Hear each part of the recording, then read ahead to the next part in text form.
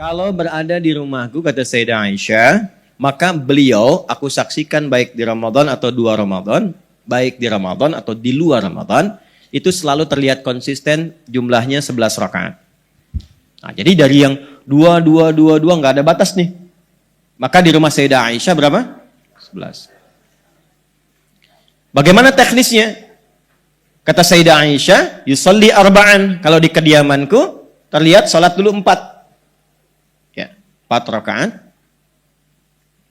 La tas'alan husnihinna wa tulihinna. Tapi jangan tanya ya, bagaimana panjang dan bagusnya. Ya, cukup tahu aja 4 gitu. Jangan tanya panjang dan bagusnya. Karena pernah ada kasus pengen tahu, ikut di belakang Nabi beberapa sahabat. Karena pengen tahu, ternyata satunya aja dari 4 itu satunya itu dikira Al-Baqarah 100 ayat akan ruku. Ternyata selesai 286 ayat. Dan siap-siap ruku, ternyata Alif Lam Mim lagi, Ali Imran. Sampai 200 ayat. Dikira selesai itu. La'allakum tuflihun, Ali Imran ayat 200. Nyambung ke An-Nisa, 176 ayat. Rakaat pertama loh. Baru kemudian ruku, 5 juz 4 halaman, rakaat pertama. Besoknya orang-orang ini gak ikutan lagi. Betul. Ya. Jadi gak usah tanya panjang dan bagusnya. Maksudnya apa? Menyesuaikan dengan jamaah saja. Menyesuaikan dengan kemampuan saja. Nabi begini, rakaat pertama, aku terkena bagian kakinya, melihat kakinya sudah bengkak.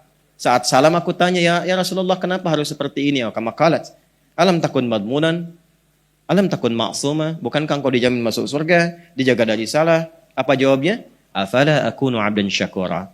Dari semua nikmat itu apa enggak boleh aku syukuri dengan memperbanyak salat? Nabi, 1 rakaat kaki bengkak. Anda, saya, kita, rakaat pertama, mata bengkak. Ya. Dah? Baik. La tas'al an husnihinna wa tulihinna. Semampu kita, tapi yang nyaman, yang enak, yang tenang. Teruskan. Thumma yusalli arba'an. Kemudian salat lagi 4. La tas'al an tulihinna wa husnihinna. Jangan tanya lagi panjang dan bagusnya. Thumma yusalli 3. Baru 3 rakaat. 4 tambah 4 tambah 3 berapa? 11. Ya? Ini. Nah, sementara di rumah Sayyidah Maimunah,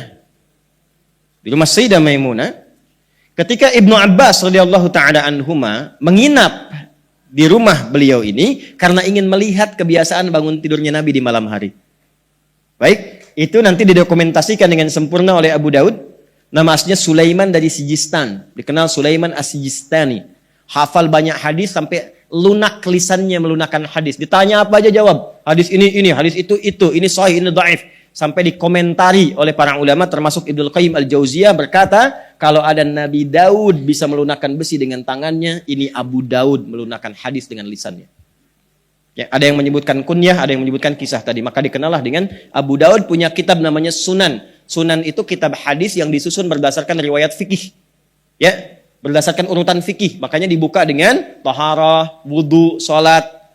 Kalau ini Jami' Al-Bukhari, temanya umum. Kembali nomor hadis 1367. Kata Ibnu Abbas radhiyallahu taala anhuma, atau kama qala kana an-nabiy sallallahu alaihi wasallam, adalah kebiasaan Nabi sallallahu alaihi wasallam, idza staiqadha min naumihi, kalau bangun dari tidurnya, fajalasa, maka beliau duduk terlebih dahulu, duduk. Famasaha biyadihi min athari naumih, kemudian beliau menggunakan tangan yang bersihnya untuk menghilangkan bekas kantuknya. Hilangkan bekas kantuk. Jadi tidak langsung baca doa. Ya, karena kalau Anda baru bangun, duduk langsung baca doa, itu apa bahasa Koreanya tuh? Nundutan. Ya, masih ada bekas-bekas kantuk terbawa tuh, masih begini. Nah, sehingga bacaan doa itu tidak meresap kepada jiwa. Kadang bangunnya jam 3, tapi setelah sadar 4:30, kan? Ada efek ngantuk kan? Maka hilangkan dulu. Dan dengan bagian tangan yang diduga bersih. Karena nanti ada hadis lain, kalau Anda bangun dari tidur, kan, merasa tangannya pernah menjelajah ke titik yang tidak Anda ketahui, maka bersihkan dulu itu. Jelas? Kemudian setelah itu apa? Faqara khawatim surah Ali Imran, maka membaca 11 ayat terakhir surah Ali Imran. Dari ayat 190 sampai ayat 200. Itu panduan kehidupan.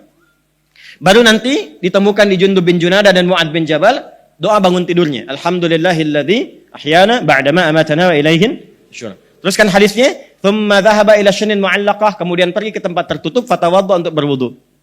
Lalu balik, masuk ke musalla beliau, kata Ibnu Abbas, aku mengikuti dari belakang, aku di belakang Nabi. Maka ditariklah oleh Nabi ke depan, sehingga sejajar aku dengan Nabi. Izin, boleh berdiri? Ya. Jazakallahu khair. Tolong di belakang. Ini ya. Kurang lebih begini. Posisinya, lu ditarik ke depan. Sehingga sejajar begini. Nah ini dalil kebolehan sholat berjamaah bila satu imam satu makmum. Sejajar begini. Jelas? Laki-laki ya.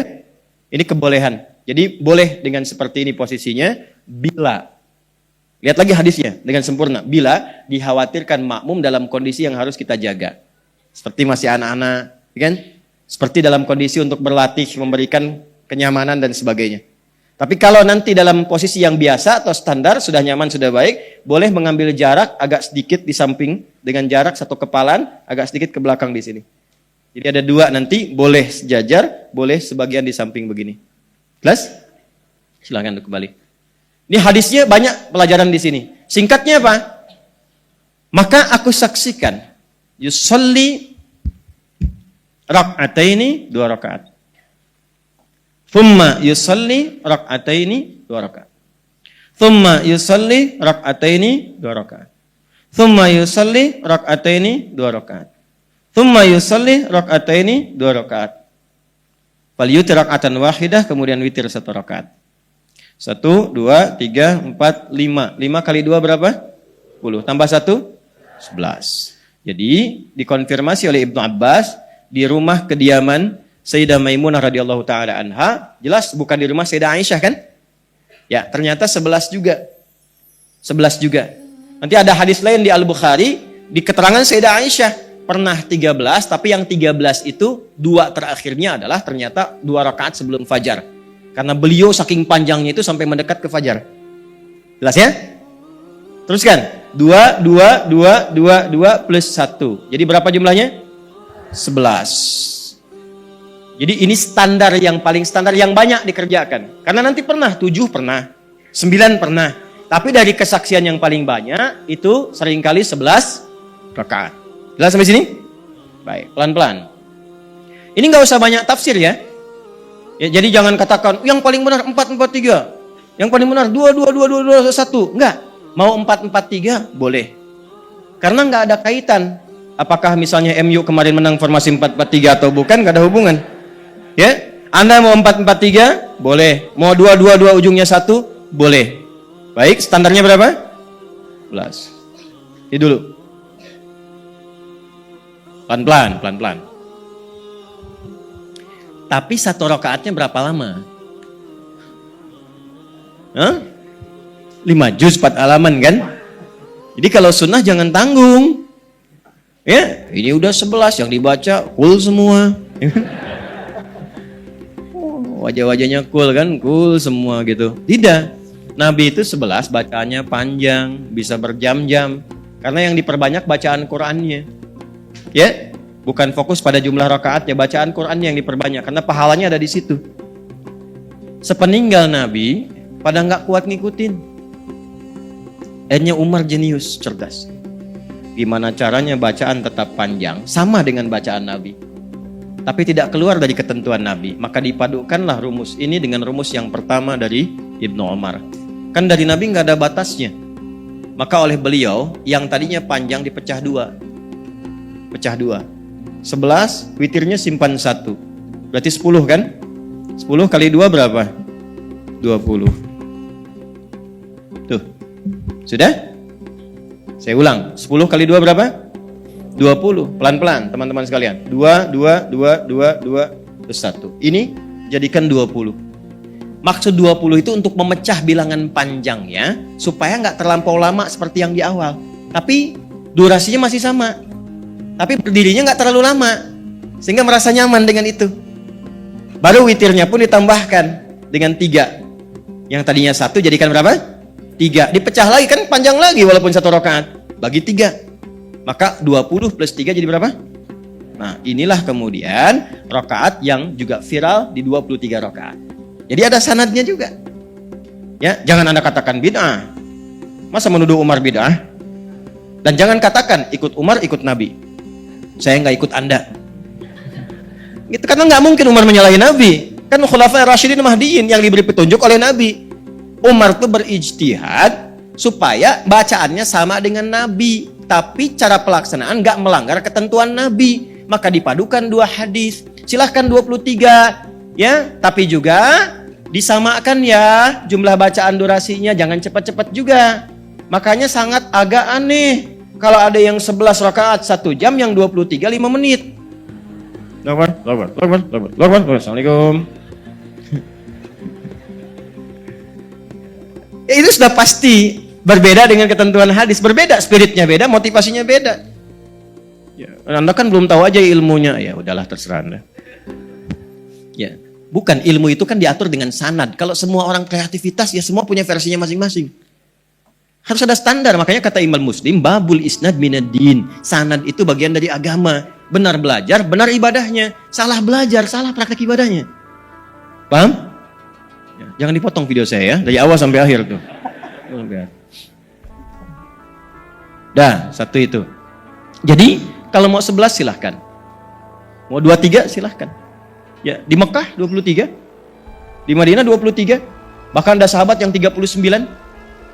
Tapi semangatnya apa? Mengikuti jejak Nabi. Ya, jadi jangan juga yang kemudian yang 11 pun banyak didiskon ayatnya. Saya masih ingat sampai sekarang, berbekas betul itu. 97 saya masuk pesantren di Garut. Itu Ramadan. Imamnya kakak kelas tingkat paling tinggi kelas 6. Tingkat paling tinggi. Saya baru masuk kelas 1. Malam pertama. Bacanya 6 harokat lagi. 6 harokat yang Al-Fatihah itu. Ya, 6 harokat itu yang 3 detik ya. Bismillahirrahmanirrahim. Sudah sampai waladhdallin, selesai. Yasin. Waduh, celaka saya bilangnya. Saya santri pertama datang udah dapat Yasin. Tapi memang nikmat malam itu. Allahu Akbar. Jadi cuma Yasin aja, Yasin, Allahu Akbar. Maksud saya nggak begitu-gitu juga kali, gitu kan? Ya yang standar bacanya, yang enak-enak. Nyaman? Jelas? Oke. Jadi maksud saya, kalau sedang muncul Ramadan, jangan berdebat lagi. 23, 11, 11, 4, 4, 3, 2, 2, 1. Itu sudah usang. Sudah selesai pembahasannya. Ramadan mengumpulkan pahala yang soleh, bukan memperbanyak dosa yang salah. Dan gak ada hubungan dengan ormas. Berapa tuh? 11. Muhammadiyah. 23. NU. Bapak kan NU kok 11? Diskon 60%. Allahu Akbar. Bismillah. Paham? Ya, alhamdulillah.